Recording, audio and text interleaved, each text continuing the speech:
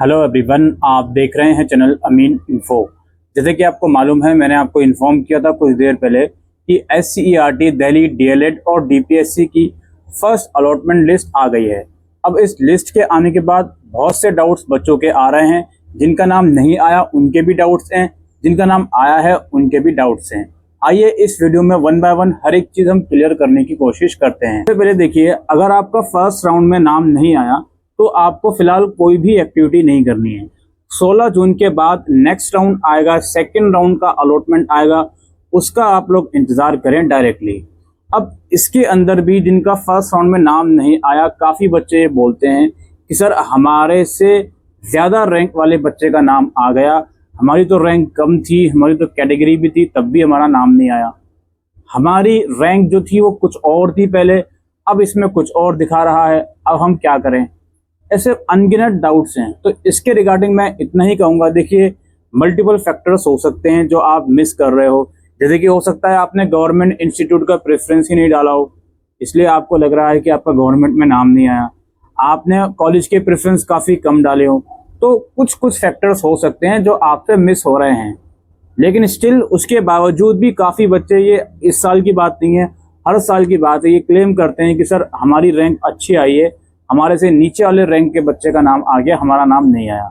देखो, इसके रिगार्डिंग कुछ कर नहीं सकते। या तो आप जो SCERT दिल्ली का हेडक्वार्टर है, गूगल से एड्रेस निकाल के एक बार वहां जाकर बात कर लीजिए। कुछ ग्लिच होगा तो they will resolve the problem. Otherwise next round का इंतजार कीजिए, और इसके अलावा आप कुछ भी नहीं कर सकते। अब इसमें काफ़ी बच्चे एक और सवाल करते हैं कि सर मेरी इतनी रैंक है, फर्स्ट राउंड में मुझे कोई भी कॉलेज नहीं मिला, क्या सेकेंड राउंड में मिल सकता है? देखो, मिल सकता है का कोई जवाब नहीं है, आपको इंतजार करना पड़ेगा, तभी आपकी सारी चीज़ें क्लियर होंगी। नाउ अब हम उन बच्चों की बात करते हैं जो फर्स्ट राउंड में जिनको सीट अलॉट हुई है, उन्हें क्या एक्टिविटीज़ करनी है।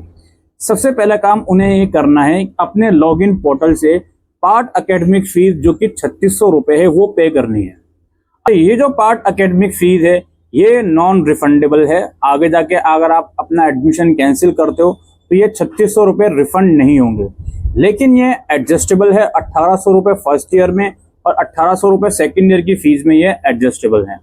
तो जिस भी बच्चे का नाम आया है, पहले पार्ट एकेडमिक फीस अपने पोर्टल से पे करिए।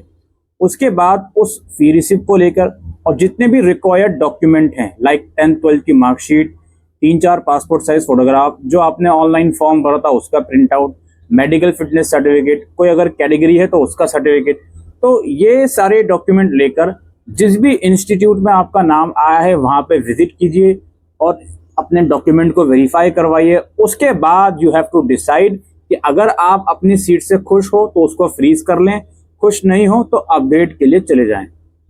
ये जो काम है सारा 11 से 16 जून के बीच होगा, इन डेट्स को जरूर ध्यान रखें। अब इसके अंदर काफ़ी बच्चे सवाल कर रहे हैं कि सर मुझे फर्स्ट राउंड में मान लीजिए X कॉलेज मिला, लेकिन मैं उससे सेटिस्फाइड नहीं हूँ, तो मुझे नेक्स्ट राउंड में जाना है, सेकंड राउंड में मैं चाहता हूँ दूसरा कॉलेज मिले, उसके लिए मुझे क्या करना पड़ेगा?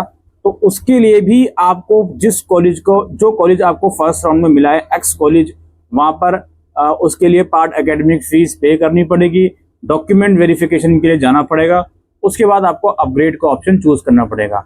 अगर आप डायरेक्टली ये सोचकर बैठे हो कि मैं कोई भी फीस पे नहीं करता या फीस पे कर देता हूँ लेकिन डॉक्यूमेंट वेरीफाई नहीं करवाता और मैं सेकेंड राउंड में चला जाऊंगा डायरेक्टली, तो ऐसा नहीं होगा। इस चीज़ का ध्यान रखें। सेकेंड राउंड में जाने के लिए ये बहुत ज़रूरी है, जो भी आपको फर्स्ट राउंड में सीट मिली है वहाँ पर एडमिशन भी लीजिए, मतलब वहाँ पे पार्ट एकेडमिक फीस भी पे करिए, वेरिफिकेशन भी करवाइए, अपग्रेड का ऑप्शन चूज करिए, उसके बाद ही आप नेक्स्ट राउंड में आओगे।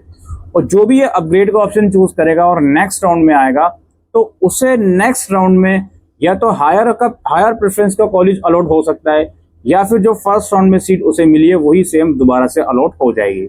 अगर नेक्स्ट राउंड में उसको हायर प्रेफरेंस का कॉलेज अलॉट हो गया तो जो फर्स्ट राउंड वाला कॉलेज है वो अपने आप ही कैंसिल हो जाएगा, उस पर फिर आप क्लेम नहीं कर सकते हो।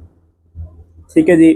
और जाहिर सी बात है, जो जिनको फर्स्ट राउंड में सीट मिली है और वो उससे सेटिस्फाइड है, एकेडमिक फीस पे करेंगे, डॉक्यूमेंट वेरीफाई करवाएंगे और फ्रीज कर लेंगे, उनका सेकंड राउंड से कोई भी लेना देना फिर नहीं होगा।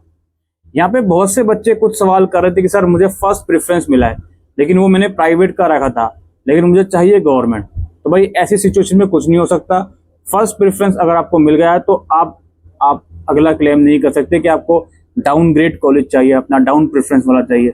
ये चीज़ें पॉसिबल नहीं होती, ठीक है। ये रूल्स एंड रेगुलेशन है कि क्या आपको करना है नाम आने के बाद, इस चीज़ का ध्यान रखें। और जो टाइम फ्रेम है 11 से 16 जून, इसी टाइम फ्रेम के बीच फर्स्ट राउंड के एडमिशन्स होंगे, वेरिफिकेशन होंगे, इस चीज़ का भी ध्यान रखना। अगर आप अपग्रेड के लिए जा रहे हो, नेक्स्ट राउंड में आपको सेम कॉलेज फिर से मिल गया तो दोबारा से आप अपग्रेड फर्दर कर सकते हो, वेरिफिकेशन दोबारा नहीं करवानी।